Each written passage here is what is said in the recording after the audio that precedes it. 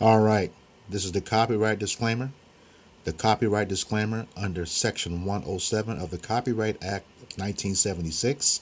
Allowance is made for fair use for purposes such as criticism, comment, news reporting, teaching, scholarship, education, and research. Fair use is a use permitted by copyright statute that might otherwise be infringing. Fair use, fair use, fair use.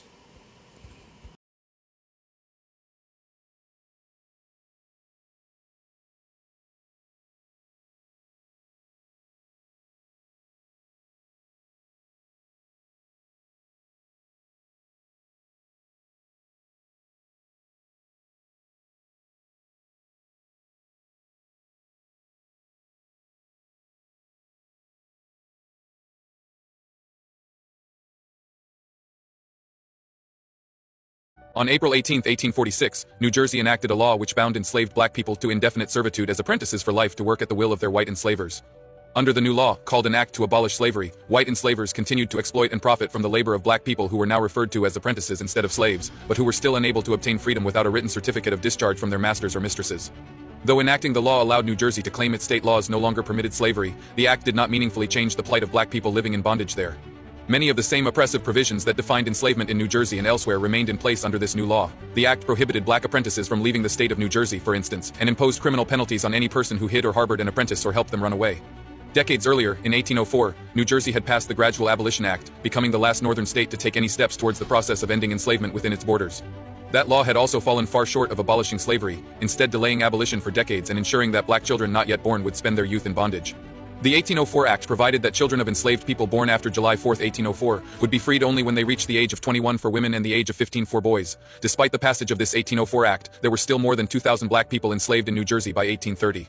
Like the 1804 law, the 1846 Act also failed to abolish or even attempt to abolish enslavement in New Jersey. It took the Civil War and the 1865 ratification of the 13th Amendment, which abolished slavery in the U.S. except as punishment for crime, to emancipate the remaining black people still involuntarily bound as apprentices in the state. All right, Shalom. Shalom. We are the Hebrew Israelites from the Indianapolis branch of the Great Millstone. We're here to give all praises, glory, and honor to Yahweh, Ba'ashem, Yahweh Shai, Ba'ashem, Barakakodash. Double honors to our apostles and elders of Great Millstone who rule well in teaching us this 100% truth. Salutations to them and our fellow Akim who labor in this truth week in and week out on the highways and byways. Also, salutations to the hopeful elect of the scattered 12 tribes of Israel, scattered to the four corners of the earth, that be like it to the speckled bird, also known as the Israelite foreigners and your so-called Negroes, Latinos, and Native Americans. To you, we say Shalom. Shalom. All right. This is another installment of our camp series called For Thy Violence Against Our Brother Jacob. Topic comes from one of our sources that we utilize every week called EJI, which is Equality Justice Initiative. And today's topic is New Jersey orders black servitude for life. And here it says that act reads as, be it enacted that every enslaved person shall become and be an apprentice bound to service to his or her present owner and his or her executors or administrators, which service shall continue until such person is discharged therefrom as in hereafter directed. And that's the New Jersey Act to Abolish Slavery of 1846. And right off the top, this is some BS because the slaves were passed down as an inheritance to the children of the original enslavers, okay, as an inheritance. So before we get into it, let's get the opening scripture. This is Obadiah chapter 1 and verse 10. It says, for thy violence against thy brother Jacob, shame shall cover thee, and thou shalt be cut off forever. It says this is talking about Esau, Edom, the so-called white man, who is the wicked, according to Malachi 1 and 4. Okay, he is the ancient enemy of Jacob, who are the 12 tribes of Israel. And you see that, get that account of that in Genesis chapter 27, verses 38 through 41. Okay, he has always been the adversary of Jacob. And that he has been extremely violent, even to this very day. All right, cop shootings, that's the number one because they were blessed with the sword. in that Genesis 27, 38 and 41. The modern day sword is a gun, and it's slowly, but I won't say slowly, but it's about to turn into the ICBM missiles. Okay, but he's always used that weapon against us. All right, and we see time and time again, Esau has to either outnumber Jake or outgun Jake. You know, it's never, rarely is ever one-on-one, but he always has to have the upper hand. Okay, that's why they want to take guns today, so you can't fight back. They don't want to, under any circumstances, to where the odds are not in their favor. Okay, and he says that shame is going to cover them, so it's being exposed. You know, their history, their atrocities, not only against Jake, but against the whole world. You know, it's being exposed every single day, 365, 24/7. You know, and they're being held accountable for it. Okay, but the true thing is against Jake. You know, he has touched the apple of the Lord's eye. Okay, according to the scriptures. All right, he's furthered that affliction. You know, we had a certain time we were supposed to deal with this punishment. No, he put his foot on the gas. All right, Zechariah 1:15 tells us that. Somebody want to grab that? I get it.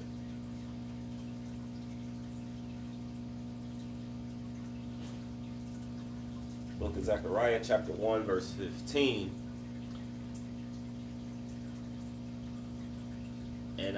He says, and I am sore displeased with the heathen that are at ease. Mm-hmm.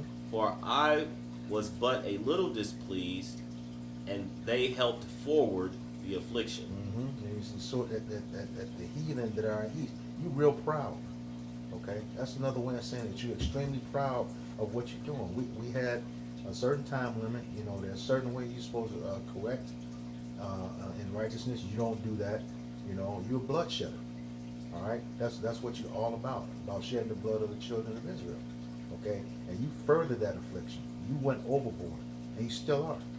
You know, the one thing we just had a week and a half ago, where you denied that, you know, the transatlantic slave trade was the worst thing in history.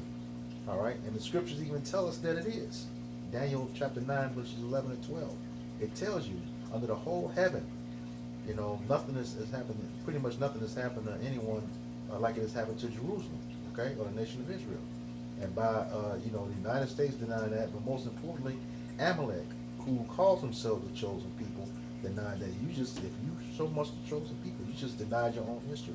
When you say that, I mean, we know you're not the people, but you just proved it with your own tongue, okay? And he says, you know, because of that perpetual hatred, you know, and what you did to us, you know, you'll be cut off forever. So the time is at hand. You know, we see these curses now starting to lift off of us and come onto you. That's, you know, Jake as a whole, you know, is kind of cool right now with everything that's going on. But it's the elect who really know what's going on. All right, if those Jakes don't have it totally right with repenting, you know, and turning back, you know, to the Most High, you know, you're gonna be destroyed. Okay. But, you know, Jake right now is like, you know, we ain't getting out there marching, blah, blah, blah, blah, blah. It's not going to happen. But the elect already know not to do that. Yet, repenting, staying circumspect, and, you know, doing our best to please the Lord. All right, so yeah, you're going to be cut off. Esau's going to be cut off forever, you know, when this is all said and done. All right, and there's going to be no mercy on him. Just like he didn't show any mercy, there will be no mercy on him, but we're going to do it in righteousness. All right? Anybody got anything? No? Okay. All right. So let's go ahead and get into the article as you see on the screen. Once again, it's from the website called EJI, which means Equality Justice Initiative. We'll put a link to that in the description box. All right. And once again, it's titled New Jersey Orders Black Servitude for Life. It says on April 18th, 1846, New Jersey enacted a law which bound enslaved black people to indefinite servitude as apprentices for life, to work at the will of their white enslavers. Okay, and see, that's contradictory to that act. You know, it went on and further explained it. It says, you look back at the top again. It says, which service shall continue until such person is discharged, therefore, as it is hereinafter directed. Well, based on this, what we just read, it's for life. So there's no intention for them being discharged. Like I said, those slaves were passed down, as an inheritance to the descendants of the enslavers, okay? Back to the article, it says, under the new law called an act to abolish slavery, white enslavers continue to exploit and profit from the labor of black people who were referred to as apprentices instead of slaves, but who were still unable to obtain freedom without a written certificate of discharge from their masters or mistresses. All right, and those mistresses, we always go into it. The so-called white woman is not innocent in this whole slavery process. There's a book out called "They Were Her Property," and it well documents, women slave owners. They had like 43% of slave ownership. All right. Back to the article. It says, though enacting the law allowed New Jersey to claim its state laws no longer permitted slavery, the act did not meaningfully change the plight of black people living in bondage there. Okay? It says many of the same oppressive provisions that define enslavement in New Jersey and elsewhere remain in place under this new law. The act prohibited black apprentices from leaving the state of New Jersey, for instance, and imposed criminal penalties on any person who hid or harbored an apprentice or helped them run away. And that word apprentice is just another term for slavery. All right? Esau's always changing words and terminologies so it'll benefit him. Okay? Well, let's see what we can call this. So it's not against the law, but it is against the law. You know what I mean? All right? It says, decades earlier, in 1804, New Jersey had passed the Gradual Abolition Act, becoming the first northern state to take any steps towards the process of enslavement within its borders. The law had also fallen short of abolishing slavery, instead delaying abolition for decades and ensuring that black children not yet born would spend their youth in bondage. The 1804 Act provided that children of enslaved people born after July 1st, 1804, would be freed only when they reached the age of 21 for women and the age of 15 for boys. Despite the passage of this 1804 Act, there were still more than 2,000 black people enslaved in New Jersey by 1880. That perpetual hatred, man. It says, all right, precept. Go ahead. This is Exodus 9:1. It says, then the Lord said unto Moses, go into Pharaoh and tell him, thus saith the Lord power of the Hebrews, let my people go, that they may serve me. All right. So I bring that up because we know that in today's time, going to Revelations, it talks about how we are in spiritual Egypt and Sodom, or Sodom and Egypt. Sodom representing, many of the debauchery acts, Leviquita community. And then you also have Egypt, which in this article is pretty much, as everybody should know now, that the so-called blacks, Hispanics, Native Indians, as the Israelites, starting with the head apostles of the Great Millstone, spoke of Deuteronomy 28, of all the conditions in which we would be in, and also, what the prophecy spoke, that the children of Israel will be scattered through the four corners of the earth, and in the places in which we will be scattered, there will be we will have no ease. All right. Daniel talks about that they will. The brother brought out. Daniel 9. No, yeah, I was thinking of Daniel. Yeah, what is it? Grab it. Whole heaven. Yeah. Okay. Book of Daniel. And we just did an article while he's pulling that up, and we just did an article. Well, actually, the scripture I was thinking of, in Daniel, was they would wear out the saints. Okay. You can still bring that one out though in 9. They will wear out the saints, and of course, until this very day, they're finding ways where they can continuously control the masses of people, but most importantly, the children of Israel. Why? When you look through the history of the Israelites through the Bible, you find that all the places in which, or all the kingdoms that thrived at their highest prominence of greatness, who did they have in slavery? The children of Israel. Yep. Okay, you go from the Babylonians or to the Assyrians, the Babylonians, the Medo-Persians, the Greeks, the Romans, all the way until to this day. This very day. All the great kingdoms that have been spoken of. Now in this last time we speak of course, Trump being the modern day Pharaoh. Yep. The White House, being the place, that they conduct a lot of their legislations. The wicked acts and decrees. That's actually a thing because of the law going to try to enact for the slaves to be lifelong slaves under this apprentice life, apprenticeship. It goes into us their unrighteous decrees, Right. Setting their laws. You got that in Daniel? Yeah, this is the book of Daniel, chapter 9, beginning at verse 11. It says, Yea, all Israel have transgressed thy law, even by departing, that they might not obey thy voice. Therefore the curse is poured upon us, and the oath that is written in the law of Moses, the servant of Yahweh Bashem Yahushai, because we have sinned against him. And that's that curse. If we didn't keep the law, we would be scattered to every nation under heaven, and we will serve a people whose language we didn't know. Serve their gods. And it's going to be said that it's going to last forever, and that forever is until Yahweh comes back and delivers us. Okay. It says, verse 12, and he have confirmed his words. That meaning, yes, we talk about it all the time in those curses from verse 15 through 68. The word shall or shout appears 113 times. That means it's inevitable. It is going to happen. It must happen. Okay?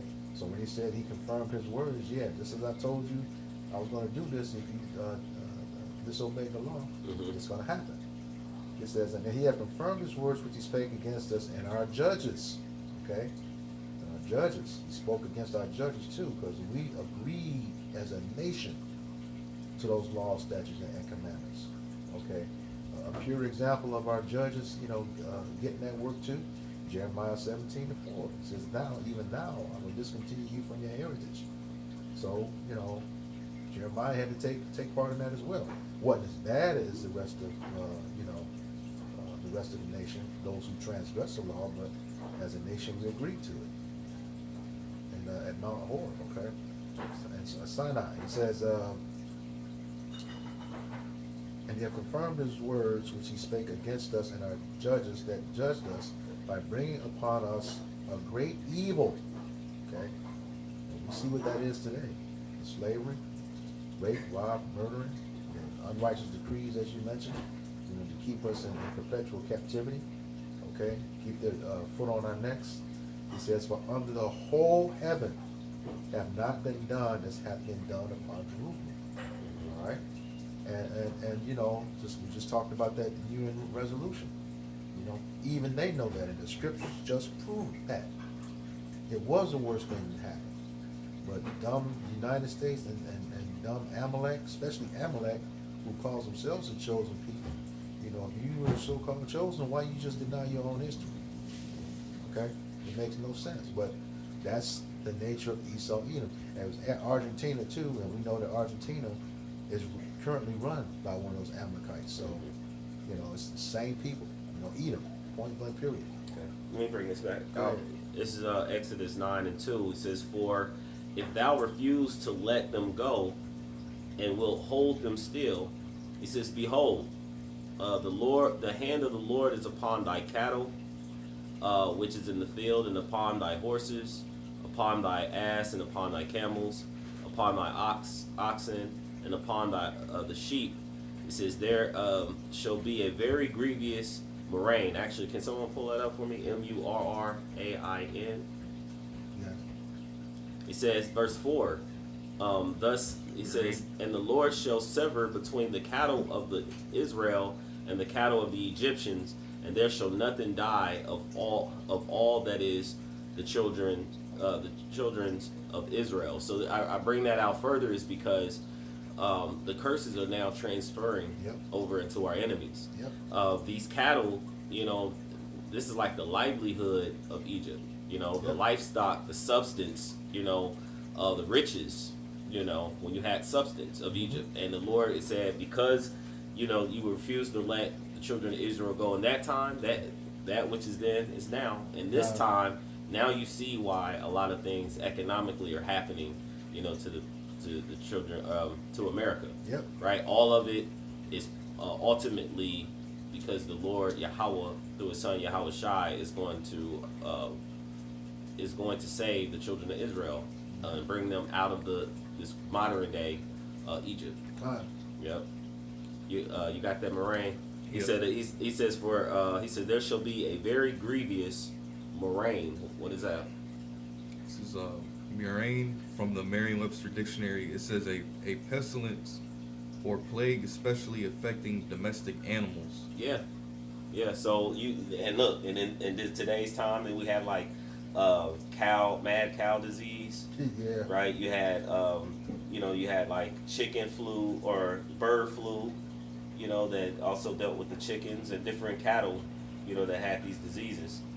Right. Every once in a while, you'll have some type of livestock recall. As far as not eating certain meats that would actually go into the grocery stores. Right. But yeah, that was it. I just wanted to bring that I out. want to back you up when you saying He turned our captivity. This is Jeremiah 23, starting at verse 5. It says, "Behold, the days come, saith Yahweh Bashem Yahushai, that I will raise unto David a righteous branch, and a king that shall reign and prosper, and shall execute judgment and justice in the earth." That's Yahushai. Okay, the one whom the world ignorantly calls JC. All right. Verse 6. "In his days Judah shall be saved, and Israel shall dwell safely. And this is his name, whereby he shall be called the Lord of our righteousness." He says, "Therefore, behold, the days come, saith Yahweh Bashem Yahushai, that they shall no more say, Yahweh Bashem Yahushai liveth, which brought up the children of Israel out of the land of Egypt. But Yahweh Bashem Yahushai liveth, which brought up and which led the seed of the house of Israel out of the north country," which is America, Babylon the Great, Yep. spiritual Sodom and Egypt, okay, "and all the other countries, okay, whither I had driven them, and they shall dwell in their own land." And all those other countries, remember, in the curses, Deuteronomy 28:64, you were scattered to every nation under heaven, all right, four corners of the earth, all right, Grab Deuteronomy. Let's get Deuteronomy 28:68. 28:68. You got it? Yeah. This is Deuteronomy chapter 28 and verse 68. It says, "And the Lord Yahweh Bashem Yahushai shall bring thee into Egypt again with ships, by the way whereof I spake unto thee. Thou shalt see it no more again, and there ye shall be sold unto your enemies for bondmen and bondwomen, and no man shall buy you." And that buy in there is redeemed. Yep. And so there's a scripture. Go to Jeremiah 31:31, and then I think it's like verse 34, 35, because no one's going to be able to Right. redeem us but Yahweh Shai, out of the conditions that we're in. So when we go back into the article, it looks as though Esau, though they hate us or have this perpetual hatred for us, and even had terms of go back to Africa or go back to your homeland, all these different things that they were saying. But the scriptures show that you actually gathered this up, Yep. and you brought us here over into the Americas to do for pretty much free servitude, Yep. free labor, so that this enterprise could be what it is, this day. And the records reflect that too. There were records kept where it shows what the original names were. Most of the slaves had names that ended in Yah. What was it? Well, Yah meaning he. The name of the shortened form of the father's name. They're using was it Psalm 68 4, so 64 and 8. You know, but that's for Yahweh. You know. Yeah. Yeah, they have those records. Who own the ships? You know, which are Amalekites or your so-called fake Jewish people today, and that's not anti-Semitic. That's the truth. You know, The first on the stock exchange, Yeah. you know, or Wall Street, you know. And who started that? Right. So a lot of these companies who were 100 to 30 years, 200 years, you know, like in running, many of these banks, you know, when you talk about old money and things like that, Yep. a lot of that comes from the slavery of the so-called blacks, Hispanics, and Native Indians. Yep. It was something, did we get that, Jeremiah? I got it. Yeah, kind of. This is Jeremiah chapter 31 and verse 31. Because he said he would send us into Egypt again with ships, and we know that this Egypt that we're talking about, relating that back to America, Yep. that spiritual Egypt, all right? And he said, there you would be sold into your enemies. And again, it's been now publicized that, you know, to the world, you know, all the nations on the earth, you know, have made a vote, like you're just bringing that back out, Yep. confirming, you know, the word of the Heavenly Father Yep. and his son Yahweh Shai, that we are the people of the Bible. Yep. Go ahead. Wow. This is Jeremiah chapter 31 and verse 31. It says, behold, Jump on down. verse 30. Yeah, I think it's like 34 where he says his Redeemer. Okay, I'll see if I can find it real quick. No, that's I might be off. His Redeemer. Yeah. That's Isaiah like- 47. Okay, grab 3, that. 3 and 4. Yeah, my bad. Grab that one. He's Isaiah 47. Yep.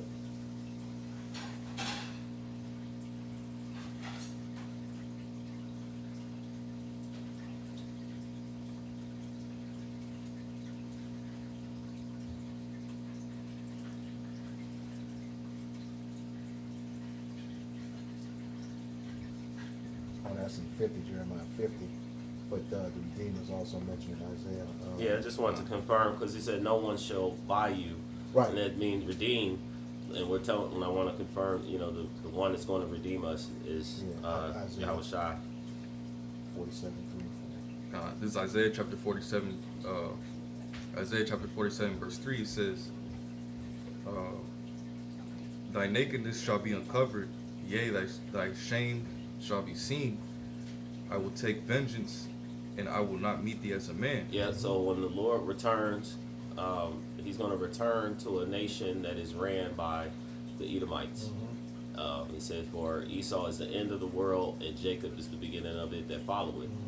All right, go ahead. Time back in Deuteronomy 24, he said, no man shall buy you. Here he says, I will not meet thee as a man. I'm not meet you as a man. Right. All So right. that's him and all of his glorious power. Uh-huh. Okay. Go ahead. It says, as for our Redeemer, the Lord Yahweh Bashim Shai of hosts is his name, the Holy One of Israel. Yep. Yep. And he's the whole. This is the one when he comes to visit this place. He's going to be bringing salvation to the Israelites. Right. All right. And we confirm that several times that, you know, it's only the children of Israel that's going to be redeemed. Right. All right. For it says, Israel shall be saved with an everlasting salvation. You know, they shall not be ashamed. We shall not be ashamed nor confounded. Right. World without That's end. just a couple chapters before if you want to grab it. Isaiah 45 and 17. Yep. This is Isaiah chapter 45 and verse 17. It says, but Israel shall be saved in the Lord Yahweh Bashim Shai power with an everlasting salvation. It says, ye shall not be ashamed nor confounded, world without end. Yeah, that's world singular. Okay. Not a whole bunch of worlds. It's talking about the world of Israel. Okay. Cosmos. When you look it up in the Greek. Okay. We'll get back to the article. Yeah. Back to the article.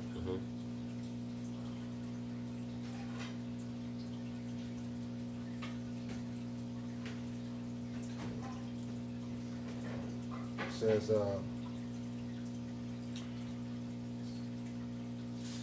Decades earlier, in 1804, New Jersey had passed the Gradual Abolition Act, becoming the last northern state to take any steps towards the process of ending slavery within its borders. That law had also fallen short of abolishing slavery, instead delaying abolition for decades and ensuring that black children not yet born would spend their youth in bondage. The 1804 Act provided that children of enslaved people born after July 4th, 1804, would be freed only when they reached the age of 21 for women and the age of 15 for boys. Despite the passage of this 1804 Act, there were still more than 2,000 black people enslaved in New Jersey by 1830. So this went on another 24 years. Okay? Just like you just read in Exodus 9 and 1. He refused to let them go. All right? But you're going to have to pay for that. It says, like the 1804 law, the 1846 Act also failed to abolish or even attempt to abolish enslavement in New Jersey. It took the Civil War and the 1865 ratification of the 13th Amendment, which abolished slavery in the U.S. except for punishment of crime, to emancipate remaining black people still involuntarily bound as apprentices in the state. And we got to keep in mind that the 13th Amendment, was also a trick bag too. Okay, the Emancipation Proclamation was approved by Congress January 1st, 1863. Okay, this 13th Amendment wasn't ratified until December 6, 1865. Okay, Texas being the last state to do it, to have enough votes to pass June 19th, 1865. That's where you get Juneteenth from. But from 1863, I guess you can go all the way back to the early 1800s, where you had all those black codes. Okay, all those black codes, they were putting those into law. So by the time that the 13th Amendment was ratified, you go back to jail for breaking laws such as loitering, okay, not having a job, okay. All those would be felons. So you go right back to the plantation that you came from. All right. Is that it? Yeah, that was it. All right. Precept. This is the book of Lamentations, chapter 4, verse 22. It says, "The punishment of thy iniquity is accomplished, O daughter of Zion." See, we're in the last times where now we're toward the end. Yep. Like he said in Ecclesiastes, better is the end of a thing than the beginning. I like to bring that out because, when we first started the servitude, we had the spirit and, I believe it's Psalm 73 when, we're just thinking their power is strong, that they were just going to continue on in this power for a long time until the Lord brought us into the sanctuary, gave us this understanding, the apostles and elders, and we then know and understood their end, that they do have an actual end. Yep.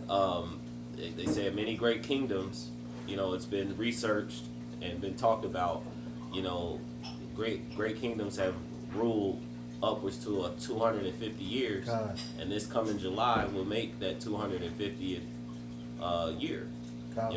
So we're in that last time, in the last points of this rulership, and so we know that the iniquity, the Lord is pardoning the 1/3 of His people.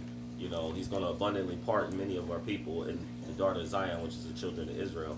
He says, "He will no more carry thee away into captivity." So this will be the very last captivity. Okay, we won't see it no more. "He will visit thine iniquity, O daughter of Edom." And how is He visiting? He said the Lord of hosts will visit with earthquakes, storms, teeth of wild beasts, spirits of vengeance, plagues. Yep, just like before. Yep. And we brought it up. What did He do before in Egypt? He sent forth plagues. All right. He says, "O daughter of Edom," He says, "I will discover thy sins," and He have discovered. This is a clear example. Out of the mouth of the prophets, He would reveal His secrets to His servants, the prophets, and this is one that I've never, heard this, but the more and more we're at what 191 now. Yes, 190. 191, and we're continuously bringing out more things, through the spirit of Yahweh Shem Shai that I myself haven't heard of. So I know there's, hundreds of others that haven't heard of this actual law. So in the end, we know that they want to actually, they have a plan to Kuragma, etching, a marking, impalement in the forehead, in the right hand, the forehead, right? That they want to make a perpetual slave. And so it's always been in their history, as you can see in this right here, that they've always intended to make the so-called blacks, Hispanics, and Native American Indian, so-called, and then of course ultimately the whole world in servitude under a wicked rulership known as these Amalekites today. If that's it, Yeah, pretty simple. okay. Do you have something? Yeah, we'll just real quick. Yeah. All right, then go ahead. This is Exodus 21:16. It says, "And he that stealeth a man and selleth him, or if he be found in his hand, he shall surely be put to death." That's why they didn't agree in that vote. Yep. That's spiritually, because they had the biggest, like you said, follow the money. Yep. And you just mentioned about the boats, the people who actually funded many of these ships, who actually the insurance companies, the banking, these banking families. You find who actually got the lion's share of the wealth during these times. You always bring this out about war. Who actually follow the money there as well? Oh, yeah. Who's getting the lion's share of all the war? Yeah. Who's that? It says they funded all wars, and we were talking about this the other day. It was Gukli Shatner Rothschild. That was the wife of Mayor Amsher Rothschild. She said, "If my sons didn't want war, there wouldn't be any." We were just talking about the United States about to be 250 years old, July 4th of this year, and yet they spent over 93% of their time at war. Well, what about the wars outside of that? She said, there wouldn't be, if my sons didn't want war, there wouldn't be any. So that other 7%, they're responsible for as well too. So 100% of the wars, are at the hands of Esau, Edom, mainly Amalek. Yeah.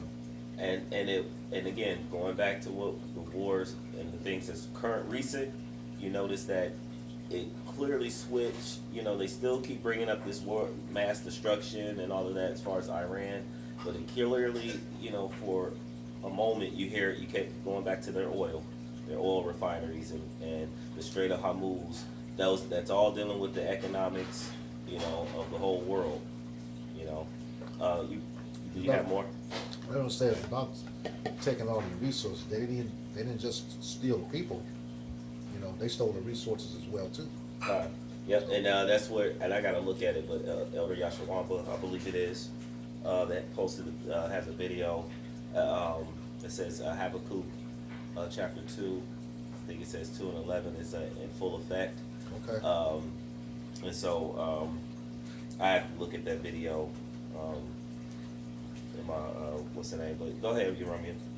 This is Jeremiah chapter 50 and verse 33. It says, "Thus saith the Lord, Yahweh Shai, power of hosts, the children of Israel and the children of Judah were oppressed together, and all that took them captives held them fast. They refused to let them go." This is speaking about the captivity here in America, here in Babylon the Great, where you have all 12 tribes, being oppressed by, the modern day Egyptian, which would be Esau, Edom, right? And these Amalekites, right? Just like how in ancient Egypt, all 12 tribes were in captivity,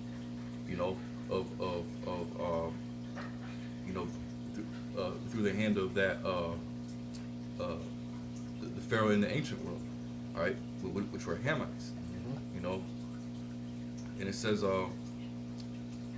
verse 34, it says, "Their Redeemer is strong, the Lord Yahweh Shai, power of hosts is his name. It says he shall thoroughly plead their cause, that they may give rest to the land and disquiet the inhabitants of Babylon. You know, just to land back the point on Baral was bringing about how you know no man is gonna buy you out of or save you from this captivity other than Yahweh Shai himself, man. Right. You know, because you know these best believe in Esau Edom. You know, he's in that same spirit of Pharaoh in the ancient world. You know, he still wants to. Yeah, Salakia, I wanted to just correct. I said Elder Yashua. This is actually Elders in Transit 3. That's Apostle Tahar, Salakia. He said Habakkuk 2 is in full effect. It's like 11-minute video, so I'm going to definitely check that out when we get some time. Go ahead, Salakia, brother. Khan, that's all good. And you know, so you know, Esau Edom, you know, he's in that same spirit. You know, he wants to. He